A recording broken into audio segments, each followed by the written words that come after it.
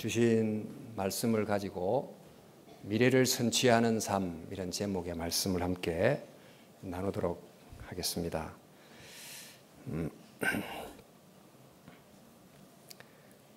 우리 유명한 그 T.S. 엘리어트라고 하는 지인이 쓴 황무지라는 시가 이렇게 시작됩니다. 다 아실 텐데요. 4월은 가장 잔인한 달, 또 죽은 땅에서 라일락을 키워내고 기억과 욕망을 뒤섞고 이렇게 돼 있는데, 이 시가 이제 세계대전, 유럽에서의 세계대전 직후에 쓰여진 시입니다. 그 시점이 이제 과거의 아주 참혹한 전쟁의 기억, 그리고 이 전쟁이 아닌 미래의 평화에 대한 기대가 이제 이렇게 함께 참 어우러져 있었던 바로 그 시점에 기록이 된 시입니다. 이제 그러다 보니까 이 시인이 그 시기를 4월로 이제 잡은 것은 겨울이라고 하는 과거, 또 여름이라는 내일, 그 중간 시점을 우리가 서 있는 자리다, 이렇게 이제 보고 4월을 인간 실존이 서 있는 자리로 이렇게 표현을 해낸 겁니다. 지금 우리는 어떤 의미에서 모두 4월 시기 속에 들어 있다, 이렇게 봐도 되겠습니다. 4월이라는 이 현재는 이제 겨울이라는 과거가 다 지나간 현재가 아니고, 또 여름이라고 하는 미래가 전혀 오지 않은 현재가 아닌 이 4월이라는 현재 속에는 지나간 겨울이 추억으로 기억으로 살아있는, 현재형으로 살아있는 현재고, 또 미래가 오지 않았지만은 내일의 여름이 기대로 또 욕구로 우리 속에 현재형으로 살아있는 그런 현재를 저희가 살고 있습니다. 자, 그렇기 때문에 우리가 사는 이 현재는 그저 과거와 미래와 상관이 없는 현재가 아닌, 미래가 현재가, 과거가 미래가 현재 속에 같이 공존하는 그런 현재를 우리가 살아가고 있습니다. 이제 그래서 어떤 사람은 이제 과거의 아픈 기억과 추억에 너무 이렇게 좀 사로잡혀서 그 과거에 끌려가는 사람도 있을 수 있고, 또 미래에 대한 어떤 기대로 인해서 그것이 끌고 가는 이제 삶이 될 수도 있겠는데, 정말 어떤 것을 붙잡고 오늘의 현재를 만들어 가야 되나, 이것이 이제 우리의 관심이 되겠습니다. 지금 이제 한국도 어쩌면 엘리어트가 말했던 이 4월에 있다, 이렇게 봐도 되지 않을까 합니다.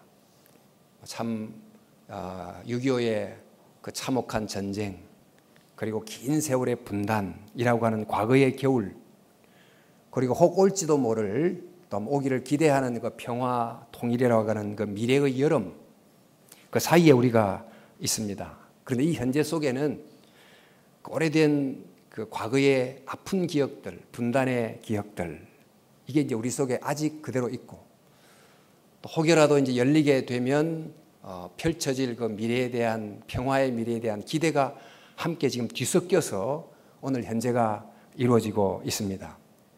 무엇이 우리를 끌고 가느냐, 우리가 뭘 붙드느냐, 이것이 이제 그 현재의 질을 다르게 만든다고 할 수 있을 것입니다.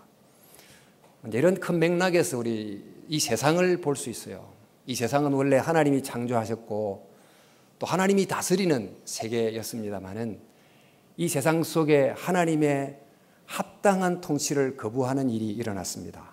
인간이 선악과를 따먹고 하나님의 통치를 거부하는 일이 일어났는데, 이것을 두고 타락이라고 그러지요. 그 하나님의 통치를 거부하면서 하나님이 아닌 것의 통치를 받게 된, 그래서 하나님의 창조 질서를 떠난 왜곡된 관계가 만든 여러 가지 문제를 이제 만들어내는 역사를 저희들이 써왔습니다. 마치 그 소프트웨어 속에 바이러스가 감염이 돼서 그 소프트웨어가 오작동을 일으키는 것과 같은 그런 현상이 역사 속에서 일어난 셈입니다. 바로 이런 병든 역사 속으로 하나님의 치유와 회복의 다스림이 예수 그리스도를 통해서 들어왔습니다. 그리고는 예수님께서 십자가를 지시고 죽으심으로 이 병든 역사를 결정적으로 회복하는 하나님의 승리를 이루게 되셨습니다. 마치 지금 병에 걸려서 점점 병이 악화가 되고 있는 한 환자에게 의사가 와서 가장 적절한 치료를 함으로 그 악화로 향하던 그 방향을 되돌려 가지고 회복으로의 방향을 되찾아낸 것 같은 그런 일을 예수님께서 하셨다는 것입니다. 이렇게 해서 인류 속에 예수님을 통한 하나님의 통치, 또 하나님의 회복이 시작이 되긴 했지만은 아직 완전한 회복, 완전한 승리는 임하지 않은 상태입니다. 그래서 우리는 지금 어디에 있는가? 그러면 앞서서 겨울과 여름 사이에 4월이 존재했던 것처럼 저희들은 이미 임한 과거의 하나님의 나라와 아직 임하지 않은 미래의 하나님의 나라, 그 사이를 우리가 살고 있다고 말할 수 있습니다. 그러다 보니까 우리는 예수님을 믿음으로 이미 하나님의 백성이 됐지만 그러나 아직 세상의 백성으로 함께 살아가는 거지요. 이러한 우리들에게 두 가지 힘이 동시에 작용합니다.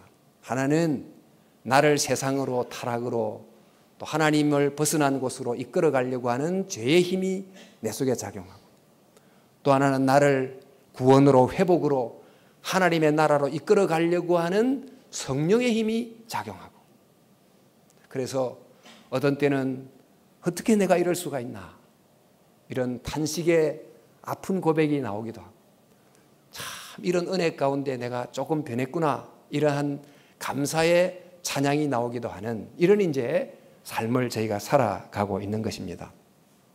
자, 이런 이제 사이의 시간을 우리가 살고 있는데 이때 우리는 어떻게 해야 되는가, 무엇을 해야 되는가, 성경이 가르쳐 주시는 핵심 두 가지가, 첫 번째는 깨어 있어라 하는 것입니다.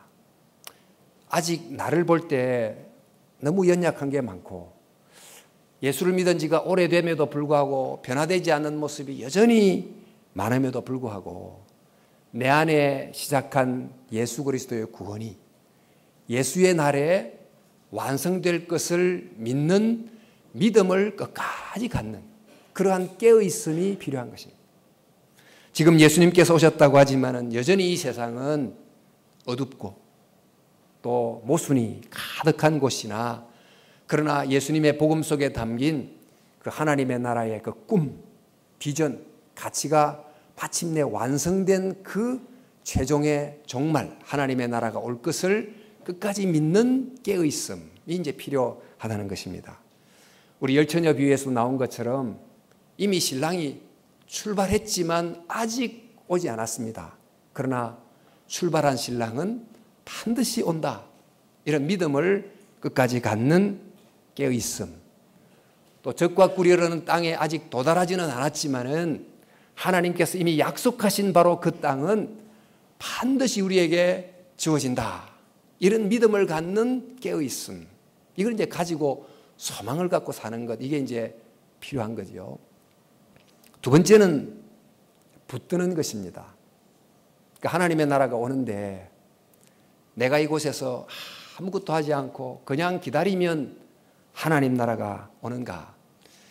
물론 이제 하나님의 은혜로 하나님의 나라가 오지만은, 그러나 우리가 이 땅에 살면서 그러한 수동적 자세로 기다릴 것이 아니고 이미 들어온 하나님의 나라를 능동적으로 적극적으로 붙들고 살아감으로 그분의 완성을 기다리도록 우리에게 가르쳐주고 있는 것입니다.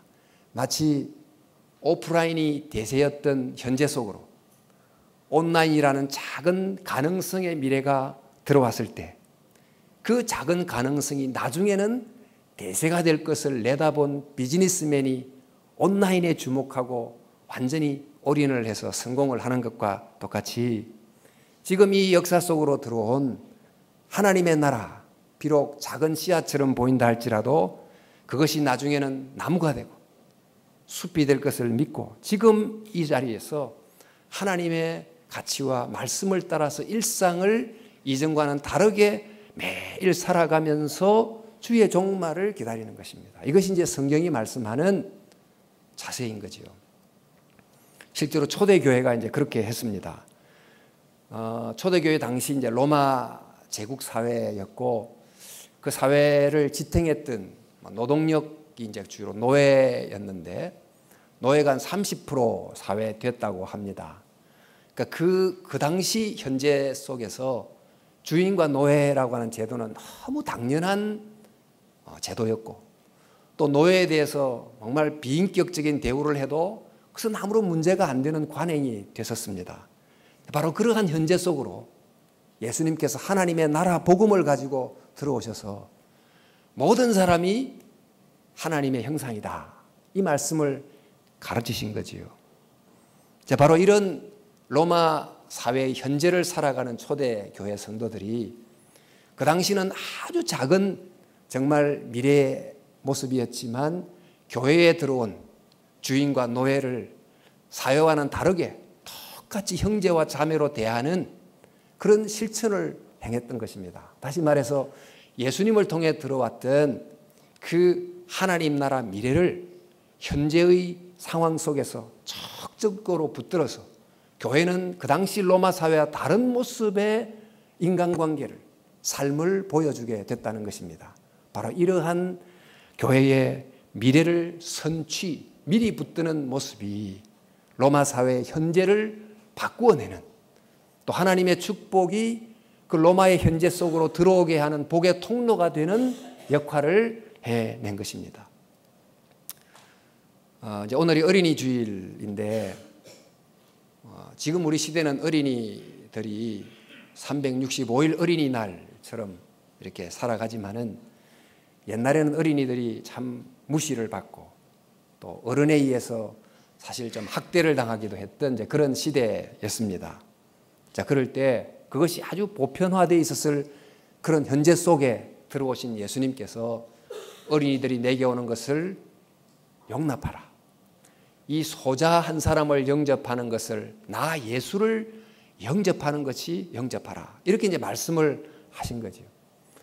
그 당시로는 참 너무나 좀 일반적이지 않은 그 하나님의 그 앞으로 완성될 나라에서 이루어질 그 미래를 현재 속에서 붙들고 살아감으로 그 아이들의 얼굴 속에서 행복의 웃음꽃이 피게 만들었던 것입니다. 이렇게 이제 초대교회가 십자가와 부활이 가져왔던 새로운 미래를 지금 여기서 붙들고, 지금 여기서부터 미리 참여하고 또 미리 적용하기를 시작했다는 것입니다. 그렇게 함으로 이 로마 사회라고 하는 현재 속으로 하나님의 미래가 정말 들어오게 되는 복의 통로 역할을 초대교회가 했다. 우리 지금 남북관계의 상황 속에 어떤 때는 전쟁의 위협이라고 하는 불안한 미래가 불쑥 들어오기도 했고, 또 최근은 우리가 뉴스에서 보듯이 평화의 가능성이 미래로 이렇게 들어왔는데, 그 미래를 어떻게 붙드느냐, 따라서 정말 영구적인 분단이 우리의 최종 미래가 될 건지, 아니면 평화로운 통일이 우리의 최종 미래가 될 건지가 결정이 될 것입니다. 우리 자녀들도 그저 과거에 세상이 만들어 놓았던 그 생각을 따라 습관적으로 반사적으로 이렇게 행동할 수 있지만, 바로 그들에게 하나님의 말씀을 미리 넣어줌으로 과거가 그들을 끌고 가지 않고 미래가 그들을 이끌어갈 수 있도록 도와주는 것, 그렇게 교육하는 것, 이것이 이제 우리의 목표가 아닐 수 없습니다. 이처럼 지금 우리가 이제 살아가는 이 세상은 아직 하나님의 나라가 임하지 않은, 개인적으로나 사회적으로나 여러 불완전함이 맞는 세상 속에 살아갈 때 어떻게 할 것이냐, 먼저 깨어있고, 두 번째는 이미 임한 하나님의 나라를 적극적으로 붙들고 하루하루를 살아가라. 이것이 성경이 우리에게 가르쳐주는 삶의 방식입니다. 자, 이제 그렇다면 구체적으로 어떻게 하는 것이 아직 임하지 않은 하나님의 나라의 현실 속에서 이미 임한 그의 나라를 붙들고 사는 것이 됩니까? 이 현재 속에서 어떻게 미래를 미리 붙잡고 선취하며 현재를 바꾸며 살아갈 수 있는가? 우리 산상수훈이 바로 그런 것을 이야기해 주고 있습니다. 여러분, 신약을 통독을 시작하면 마태복음부터 그리고 산상수훈에 이르면 너무너무 주옥 같은 말씀을 읽고는 감동을 많이 받지 않습니까? 그런데 너무 귀한 말씀이긴 한데 참 마음에 부담이 되는 말씀도 또한 만납니다. 오른쪽 뺨을 때리면 왼편도 돌려대라. 그 말씀을 접하면 굉장히 고상한 말씀인데 그건 나하고는 상관이 없다. 이런 생각. 원수를 사랑하라. 원수를 위해서 기도하라. 이런 말씀을 들으면 너무 수준이 높은 말씀이라 그 말씀이 고상하긴 하지만은 내게 준 말씀은 아니다. 이런 생각을 하고 지나칠 때가 많습니다. 그래서 이제 산상수는 이 땅에서는 행할 수 없는 아주 이상에 불과하고 하나님의 나라에 가서나 행할 수 있는 명령이다. 이렇게 생각하고 우리가 종종 산상순의 말씀을 읽고 넘어가는데 이 산상순을 끝마치는 7장, 5장, 6장, 7장이 산상순이니까 7장 끝부분이 어떻게 되어 있는가 보니까 이렇게 되어 있어요. 아름다운 열매를 맺지 아니하는 나무마다 찍혀 불에 던지우느니라. 아름다운 열매는 이 산상순의 말씀을 지켜 행한 결과를 보여주는 열매가 삶의 나무에 맺히지 않으면 불에 던진다. 그렇게 되어 있어요. 그리고 나더러 주여 주여 하는 자마다 다 천국에 들어갈 것이 아니고 다만 하늘에 계신 내 아버지 뜻대로 행하는 자라야. 뜻이 산상수훈의 가르침이지요. 행하는 자라야 들어간다. 그리고 또 더 마지막 부분은 나의 이 말, 즉 산상수훈의 이 말을 듣고 행치 아니하는 자는 그 집을 모래 위에 지은 어리석은 사람 같으리니. 이렇게 되어 있어요. 자, 분명히 저와 여러분이 함께 동의하듯이 이 산상수훈 말씀은 정말 내 힘으로 지킬 수 없는 말씀인데 이 산상수훈 끝부분은 그 말씀을 행한 결과가 없으면 심판을 받는다. 천국 들어가지 못한다. 이렇게 되어 있으니 도대체 어떻게 하라는 것입니까? 이게 산상수훈에 대한 그 의미를 바르게 이제 알지 못하면 우리가 굉장히 딜레마에 빠지게 되는 것입니다.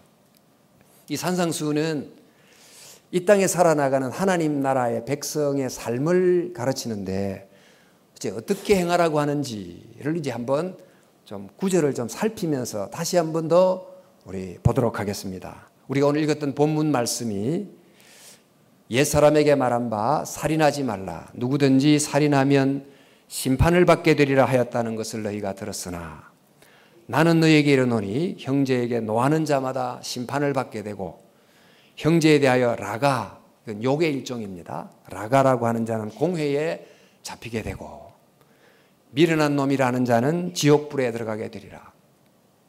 이 말씀을 읽으면서 예수님은 우리에게 어떤 분도 내지 말라고 하셨다. 조그마한 욕도 하면 안 된다고 명령하셨다.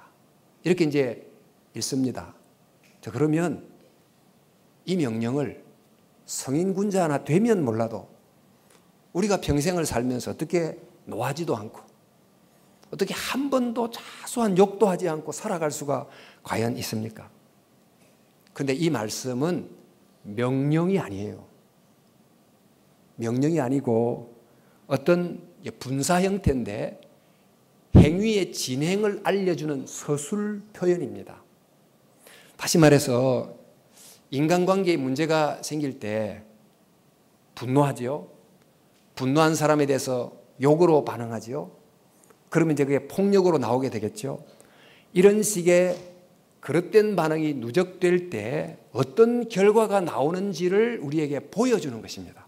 즉 분노와 욕의 악순환 굴레에 갇히게 되면 결국 이게 살인이라고 하는 끔찍한 결과에 이를 수도 있다고 하는 우리 삶의 실상을 우리에게 보여주는 것입니다. 성경에 실제로 전혀 분노하지 말라고 했을까요?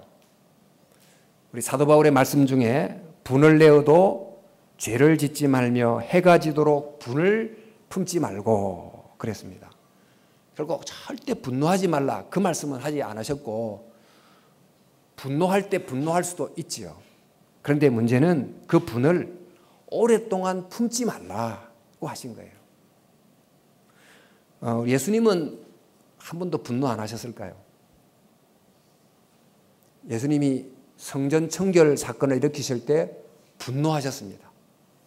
또 예수님이 한번 안식일 때 병자를 고치는데 왜 안식일에 병자를 고치느냐고 막 예수님을 다그치는 바리새인들을 향하여도 분노하셨어요.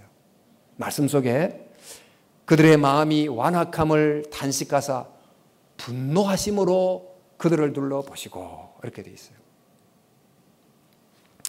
또 이제 이 산상수훈의 말씀은 어떤 욕도 하지 말라 이런 말씀 명령일까요? 여러분 세례 요한이 욕을 했을까요? 안 했을까요? 아주 센 욕을 했어요. 독사의 자식들아 그런 욕을 했어요. 예수님은요. 예수님은 그 당시 아주 악한 통치자였던 헤롯을 향해서 여우, 조금 강도는 좀 낮은 것 같습니다. 여우라는 말을 써서 욕을 했다고 하실 수 있어요. 이제 이 지금 산상수훈이 주시는 말씀은 의사가 질병의 원인을 진단하듯이 분노와 욕이 서로 함께 상승작용을 통해서 만드는 이 악순환이 어떻게 살인이라고 하는 불의한 결과를 발생시키는지를 보여주면서 아직 하나님 나라가 임하지 않은 이 현실 속에서 어떤 일이 일어나고 있는지를 우리에게 보라고 알려주는 것입니다. 그래서 이 말씀의 핵심은 그 다음 절에 있어요. 뭐라고 되어 있는가 보니까 그러므로 예물을 제단에 드리려다가 거기서 내 형제에게 원망을 들을 만한 일이 있는 것이 생각나거든 제물을 제단 앞에 두고 먼저 가서 형제와 화목하고 그 후에 예물을 드리라. 지금 이 말씀의 핵심이 먼저 가서 여기에 포인트가 있습니다. 이제 앞서 있었던 이야기처럼 문제가 생겼을 때 분노하고 또 욕을 하고 이랬던 사람들은 대부분 내가 당연히 그렇게 할 만해서 했지 이렇게 하는 자기의가 굉장히 강합니다. 그리고 이렇게 한 나는 옳다. 하나님은 내 편이다. 이렇게 생각하고 하나님 앞에 당당한 마음으로 예물을 가지고 제사를 드리러 갑니다. 그런데 그런 식의 자기 확신에 가득 차서 또 분노하고 또 욕하고 이렇게 하면 상황을 더 악화시킬 뿐이지만은 예수님은 그에 앞서서 먼저 가서 화목하라고 가르치는 것입니다. 즉 하나님의 나라의 방식을 선제적으로 적용하도록 우리에게 교훈해 주고 있습니다. 그리함으로 분노와 악의 악순환의 이 바퀴의 방향을 화목의 방향으로 방향을 고치는 사람이 되라. 이렇게 이제 알려준다는 것입니다.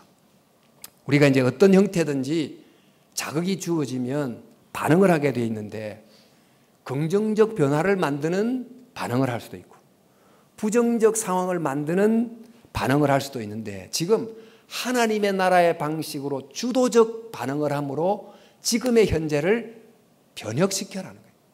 변화시켜라. 우리 이번에 남북 관계 지금도 이제 뭐 외교전이 총력에 벌어지고 있는데 사실 그 얼마 전만 해도 그 북미 정상이 이렇게 서로 쏟아놨던 이 정말 이 말의 수위가 위태위태하지 않았습니까? 이것이 지금은 상당히 이제 분위기가 바뀌게 됐는데 이런 외교의 이 흐름을 이렇게 만들어 놨던 중요한 그 전략 중에 하나가 뭐냐? 어떤 평론을 보니까 이 강대국 지도자를 향해서 먼저 계속 칭찬했던 것. 이것이 아주 좋은 전략이었다. 그런 분석이 있어요. 그러니까 이렇게 일이 잘 된 것은 다 트럼프 당신 덕분입니다. 이렇게 말하고 중국을 향해서는 그게 다 시진핑 당신 덕분입니다. 이렇게 이제 말함으로 선제적으로 그들에게 칭찬하고 공을 돌림으로 정말 상황의 주도권을 오히려 우리가 지게 됐다. 이제 그런 분석이 있습니다. 지금 그게 사실이라고 하면 이걸 통해서 배워야 될 지혜가 저는 많다고 보는데 이 세상의 방식으로 계속 돌아가고 있는 상황 속에서 하나님 나라에 속한 방식을 먼저 취하고 먼저 적용함으로 상황을 주도하지 않으면 이 세상 방식에 끌려가게 된다, 이런 말씀을 하고 있습니다. 자, 이러한 산상수훈의 말씀이 다른 구절에서도 계속 이렇게 나오는데, 우리 다른 구절도 보면 이런 말씀이 있습니다. 예수님이 하신 말씀 중에 음욕을 품고 여자를 보는 자마다 마음에 이미 간음하였느니라. 이 말씀을 읽으면 아무리 이쁜 여자를 봐도 전혀 마음에 아무런 생각이 들지 말아야 된다, 뭐 이런, 그거 정말 어려운 일인데, 근데 여러분 요즘 처녀 총각들은 서로 멋있다, 아름답다 그런 생각이 들어야 시집을 가고 장가를 갈 거 아닙니까? 근데 지금 이 말씀의 의미는 음욕의 마음을 전혀 품지 말라고 하는 명령이 아니고, 그런 시선으로 계속 사람을 보면 어떤 결과가 오는지를 우리에게 말씀해 주시는 것입니다. 그리고 핵심 구절은 바로 그 다음에 있어요. 이렇게 되어 있습니다. 만일 내 오른 눈이 너로 실족하게 하거든 빼어버리라. 이건 예수님의 좀 그 수사학적 강조요법인데, 유혹의 작은 원인을 사전에 제거하는 선제적 행동을 하라, 그런 말씀이 되겠습니다. 맹세에 대한 말씀도 마찬가지입니다.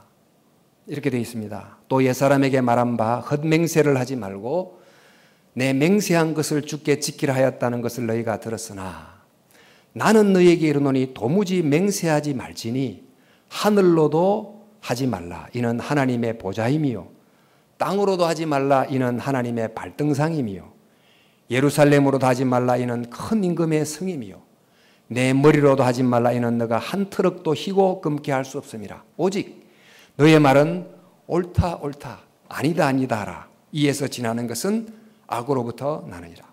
이 말씀을 읽을 때 어떤 형태의 맹세도 하지 마라, 이런 명령으로 우리가 주로 봤습니다마는, 이 말씀은 우리의 거짓말을 감추기 위해서 맹세를 하는 것이 계속 어떻게 잘못 진행되면 어떤 결과를 나타내는지를 보여주는 것입니다. 처음에는 맹세할 때 예루살렘 성을 두고 맹세합니다. 그 다음에 그것도 안 통하니까 땅을 두고 맹세합니다. 이제 하늘을 두고 맹세합니다. 아니, 하나님을 두고 맹세합니다. 그래도 잘 믿지 못하는 사회가 되면 도대체 어떤 세상이 되는 것입니까?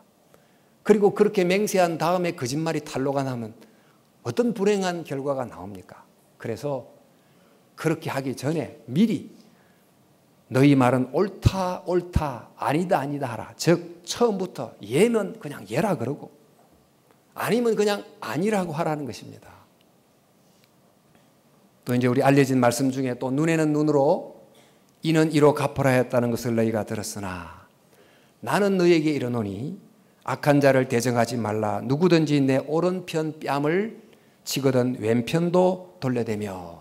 이 말씀이 있는데, 이 말씀은 악에 대해서 어떤 저항도 하지 말아라, 이렇게 명령으로 읽을 가능성도 있습니다. 그러나 여러분, 이제 그런 말씀이 아니다는 거죠. 선지자는 악에 대해서 저항했습니다. 예수님도 악에 대해서 저항했습니다. 이 초대교회 성도들도 악에 대해서 저항했습니다. 근데 문제는 악에 대해서 또 다른 악으로 저항하지 말라는 거예요. 악을 저항할 때 원한스린 마음으로 복수함으로 저항하지 말아라.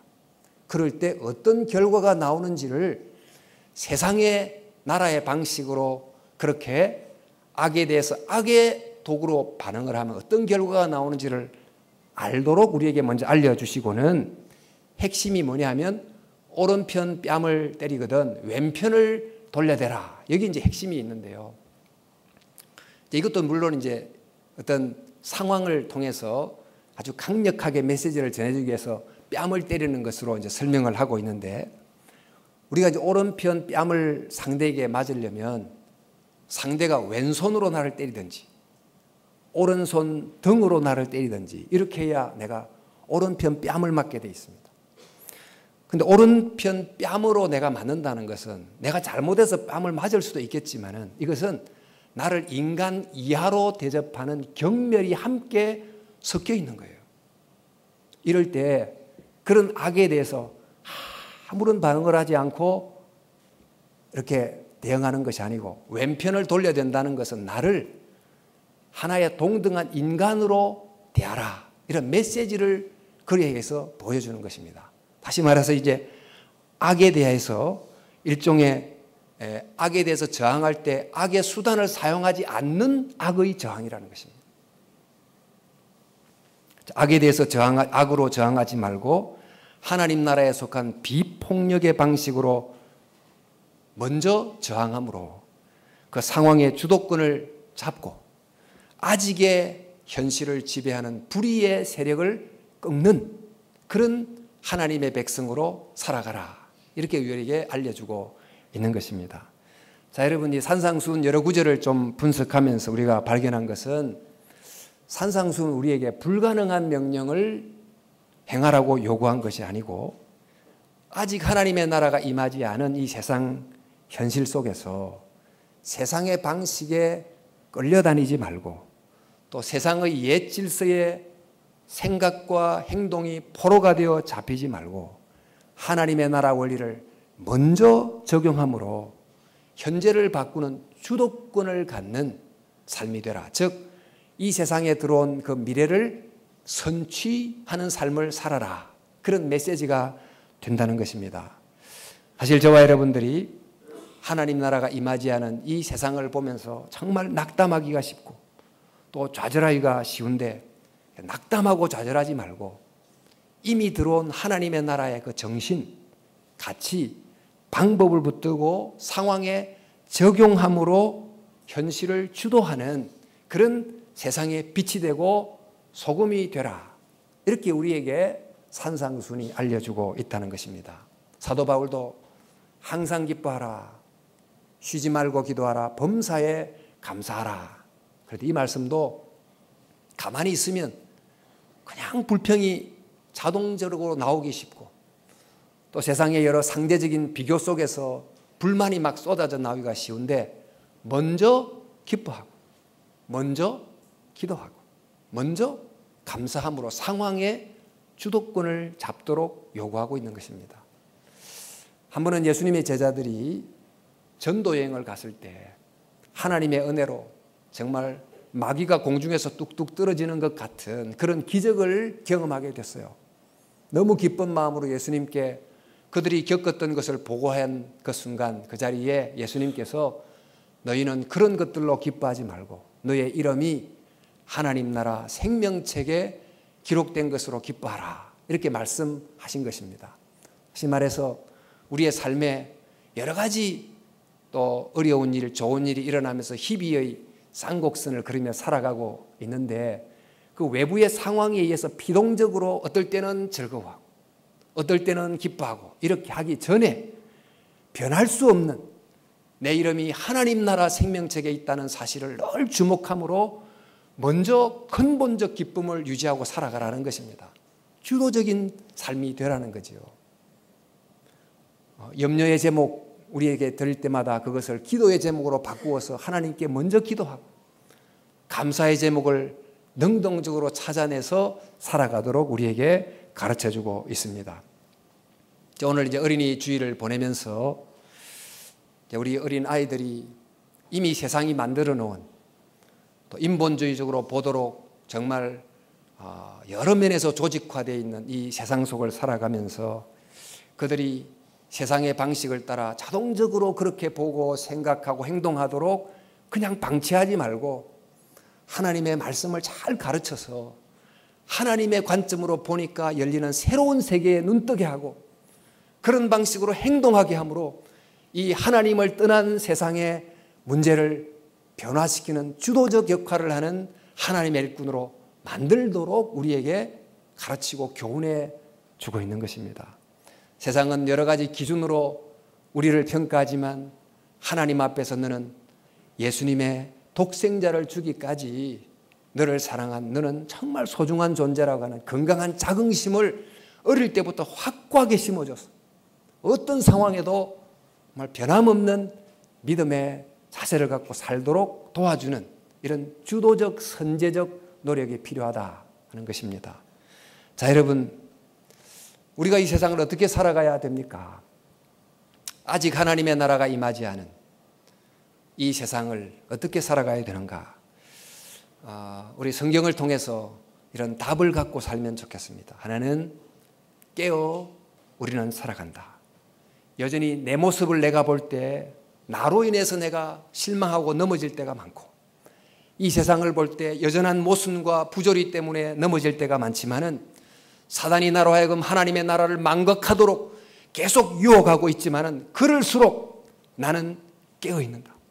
예수 그리스도를 통해서 시작된 그 하나님의 나라가 내 안에서 이루어지고 하나님의 나라가 이 땅에 올 줄을 나는 분명히 믿고 나는 살아간다. 이런 마음을 저와 여러분들이 가질 수 있기를 바랍니다. 그리고 지금 바로 이곳에서 예수님 안에서 보여줬던 바로 그 하나님 나라의 진리를 내 언어 생활 속에 적용하고 가정 생활에 적용하고 직장 생활에 적용하고 함으로 내 삶의 말씀을 적용함으로 앞으로 먼 미래에 이루어질 그 미래의 풍성한 행복을 지금 이 현재 속에서 맛보고 가져올 수 있는 삶을 내가 살아간다. 그러니까 미래를 미리 붙들고 살아가겠다. 이렇게 생각하고 살아가는 저와 여러분들이 될 수 있기를 바랍니다. 하나님의 나라를 기다릴 때 수동적으로 기다리지 않고 이렇게 미래를 선취하고 하나님의 나라를 미리 붙들고 살아가므로 이 땅에서 하나님의 나라를 부분적이지만 맛보고 살다가 완성된 하나님의 나라에 기쁜 마음으로 다 들어가는 저와 여러분들 될 수 있기를, 우리 자녀들이 될 수 있기를 주님의 이름으로 축원합니다.